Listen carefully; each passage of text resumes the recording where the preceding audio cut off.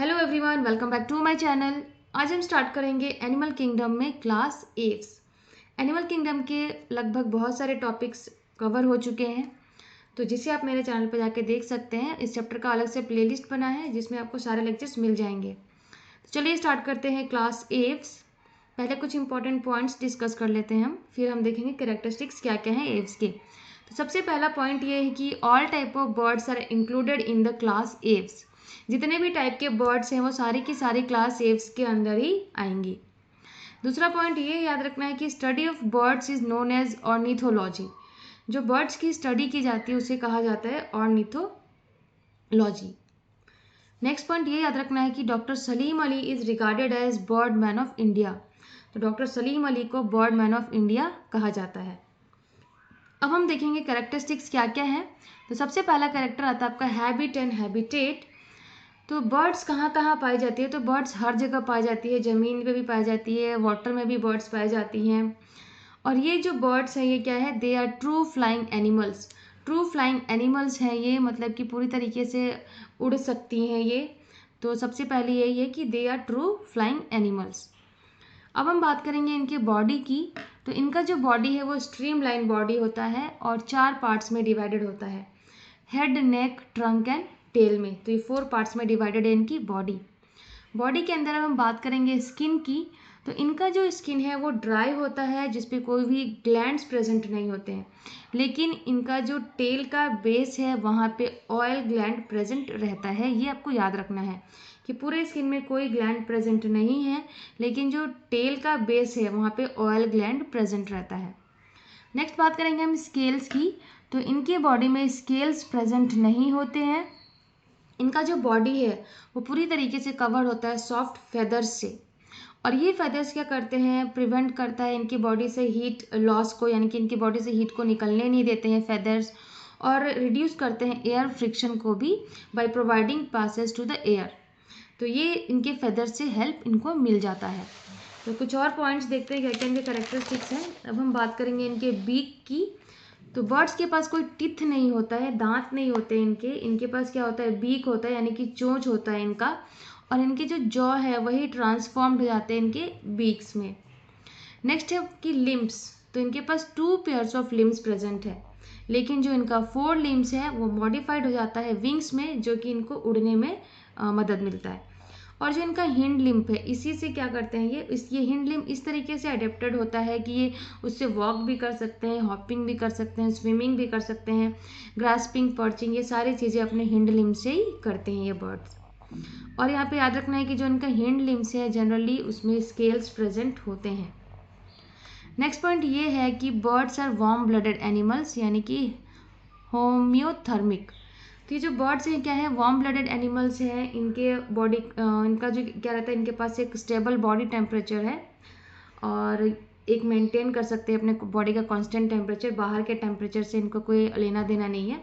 जैसे कि मैमल्स के अंदर है कि उनका बॉडी टेम्परेचर कांस्टेंट रहता है, उसी तरीके से बर्ड्स का भी है। अब बात करेंगे हम कि इंडोस्केलेटन की। तो इंडोस्केलेटन क्या होता है? फुल्ली ऑसिफाइड, यानी कि बोनी होता है। और जो लॉन्ग बोन्स हैं बर्ड्स के अंदर वो हॉलो होते हैं, यानी खोखले होते हैं। और उसमें क्या होगा? एयर कैविटीज़ प्रेजेंट होती हैं। ये किस लिए होती हैं? ताकि इनका जो इंडोस्केलेटन है वो लाइट रहे, लाइट यानी कि हल्का रहे, और स्ट्रॉन्ग टू फैसिलिटेट फ्लाइंग, यानी कि इनको उड़ने में मदद मिलेगा। अगर बॉडी इनकी भारी रहेगी तो ये उड़ नहीं पाएंगे। तो इनके जो लॉन्ग बोन्स हैं वो खोखले होते हैं, जिससे इनकी बॉडी क्या होगी? हल्की हो जाएगी और इनको उड़ने में मदद मिलेगा। नेक्स्ट है एक्सोस्केलेटन। तो एक्सोस्केलेटन की अगर बात करें तो इनमें फेदर्स प्रेजेंट होते हैं। और ये फेदर्स क्या करते हैं? बर्ड को फ्लाई करने में हेल्प करते हैं, और इनको वार्म रखते हैं, एक इंसुलेट करते हैं, ठंड से बचाते हैं इनको। तो ये सारी के सारी चीज़ें इनको फेदर से हेल्प मिल जाता है। अब हम बात करेंगे इनके डाइजेस्टिव सिस्टम की। तो डाइजेस्टिव सिस्टम की अगर बात करें तो जो डाइजेस्टिव ट्रैक है बर्ड्स का, उसमें एडिशनल चैम्बर्स हैं कुछ। तो पहला आपका क्रॉप है और दूसरा है गिजार्ड। ये क्रॉप और गिजार्ड का अलग अलग फंक्शन है। तो which helps in the crushing and softening of food. अब ये जो गिजार्ड है वो फूड को क्रश करने में हेल्प करता है, और जो यहाँ पे क्रॉप है वो फूड को सॉफ्टनिंग करने में हेल्प करता है। इसीलिए मैंने यहाँ पे क्रशिंग के नीचे गिजार्ड लग दिया, क्योंकि ये गिजार्ड का फंक्शन है, और सॉफ्टनिंग ऑफ फूड यहाँ पे क्रॉप, ये क्रॉप का फंक्शन है। तो ये आपको याद रखना है कि अलग एडिशनल चैम्बर्स क्या क्या इनके डाइजेस्टिव ट्रैक में है। एक पॉइंट यहाँ पे और याद रखना है कि पीजन्स और कुछ ऐसे सीड ईटिंग जो बर्ड्स हैं उनमें कोई गॉल ब्लैडर प्रेजेंट नहीं रहता है। नेक्स्ट हम देखेंगे इनके नर्वस सिस्टम की बात करते हैं तो 12 pair of cranial nerves present है इनके अंदर। इनका ब्रेन लार्ज है और काफ़ी वेल डेवलप्ड है पूरी तरीके से, और इनका जो स्कल है वो मोनोकॉन्डाइलिक है, यानी कि सिंगल कॉन्डाइल प्रेजेंट रहता है इनमें भी, जिसकी वजह से ये अपने हेड को अबाउट 270 डिग्री तक रोटेट कर लेती हैं। बात करते हैं सर्कुलेटरी सिस्टम की, तो इनके पास क्लोज सर्कुलेटरी सिस्टम होता है। सर्कुलेटरी सिस्टम में हम बात करेंगे हार्ट की, तो heart is completely 4 chambered. Heart इनका 4 चैम्बर्ड रहता है, 4 चैम्बर्स हार्ट में प्रेजेंट है, 2 ऑरिकल एंड 2 वेंट्रिकल। इनका जो आरबीसी है वो ओवल होता है, न्यूक्लिएटेड होता है एंड बाई कॉन्वेक्स होता है। एक चीज़ और यहाँ पे याद रखना है कि हिपेटिक पोर्टल सिस्टम भी इनके अंदर वेल डेवलप्ड होता है। ये तो पॉइंट हमने देख लिए, अब देखते हैं नेक्स्ट पॉइंट क्या है। तो नेक्स्ट पॉइंट है यहाँ पे रेस्पिरेटरी सिस्टम। तो they have spongy and elastic lungs for respiration. इनके पास स्पॉन्जी और इलास्टिक लंग्स है जिससे कि रेस्पिरेशन का प्रोसेस करती हैं ये। और एक चीज़ यहाँ पे याद रखना है कि special sound producing vocal organ called syrinx is present at the base of trachea. जो बर्ड्स की एक आवाज़ निकलती है जो हमें अच्छी लगती है सुनने में, तो इनके पास कैसे निकलता है वो आवाज़? इनके पास special sound producing vocal organ है जिसे कि सायरिंग्स कहा जाता है, और ये ट्रैकिया के बेस में प्रेजेंट होता है, इसी से ये बर्ड्स अपनी अलग अलग आवाज़ें निकाल लेती हैं। अब नेक्स्ट पॉइंट है एक्सक्रेटरी सिस्टम की बात करते हैं। तो they have metanephric kidney for excretion. इनके पास किडनीज प्रेजेंट होते हैं एक्सक्रीशन करने के लिए। और एक चीज़ यहाँ पे याद रखना है कि दे लैक यूरिनरी ब्लैडर। इनके अंदर यूरिनरी ब्लैडर प्रेजेंट नहीं होता है ना। बात करेंगे इनके नाइट्रोजनस वेस्ट प्रोडक्ट की, तो क्या है इनका नाइट्रोजनस वेस्ट प्रोडक्ट? ये है जो है इनका यूरिक एसिड। ये भी क्या होती है? यूरिकोटैलिक होती हैं, यूरिक एसिड को एक्सक्रीट करती हैं ये as a nitrogenous waste product. Sense organs की बात कर लेते हैं। तो birds have highly developed sight. Birds की जो देखने की क्षमता होती है वो बहुत अच्छी होती है, बहुत दूर तक ये बर्ड्स देख पाती हैं, और their eyes are large. They have visible ear opening. इनके पास क्या होता है? विजिबल ईयर ओपनिंग है, और इनका जो ईयर है वो डिवाइडेड होता है 3 पार्ट्स में, यानी कि internal, middle and external ear. तो ये सारे पॉइंट्स हो गए। लास्ट में बात करेंगे इनके रिप्रोडक्शन की। तो इनका जो रिप्रोडक्शन है कैसा होता है? तो सेक्सेस आर सेपरेट। इनमें भी सेक्सेस सेपरेट होते हैं, यानी कि मेल अलग होगा, फीमेल अलग होगा, और दे आर यूनिसेक्सुअल। एक चीज़ यहाँ पे याद रखने लायक है, बहुत इंपॉर्टेंट है कि जो फीमेल बर्ड्स हैं उनमें एक ही ओवरी होता है बॉडी के लेफ्ट साइड में, और एक ही ओविडक्ट भी होता है। फर्टिलाइजेशन इनका इंटरनल होता है, यानी कि बॉडी के अंदर होगा फर्टिलाइजेशन, और दे आर ओविपेरस। ये एग लेइंग एनिमल्स हैं, अंडे देती हैं ये।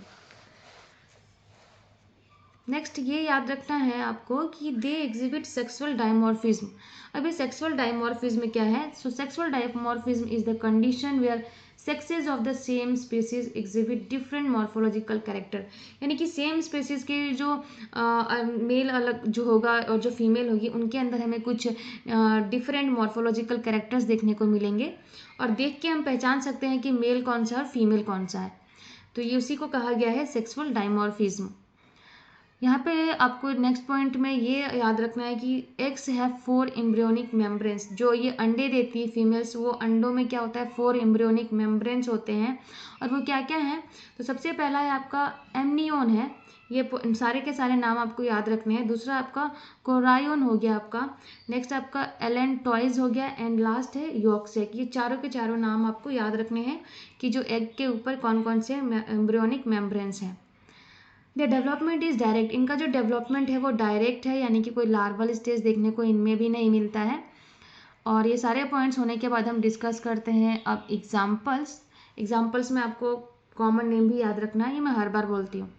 तो सबसे पहला आपका नाम हो गया यहाँ पे कॉर्वस हो गया जिसे क्रो कहा जाता है, कोलंबा हो गया जिसे पीजन कहते हैं, स्ट्रूथियो हो गया ऑस्ट्रिच को कहा जाता है, ये पावो पिकॉक, टेनोडाइट्स हो गए पेंगुइन, एंड नियोफ्रॉन हो गया आपका वल्चर। तो ये सारे के सारे एग्जांपल्स याद रखिए, कॉमन नेम भी याद रखिए। तो इस तरीके से यहाँ पे हमने एव्स के सारे कैरेक्टरिस्टिक्स डिस्कस कर लिए। उम्मीद है आपको सारे समझ में आएंगे पॉइंट्स। और इस चैप्टर का लास्ट टॉपिक बचा है जिसमें कि क्लास मैमेलिया हम डिस्कस करेंगे, तो वो भी जल्द से जल्द हम डिस्कस कर लेंगे।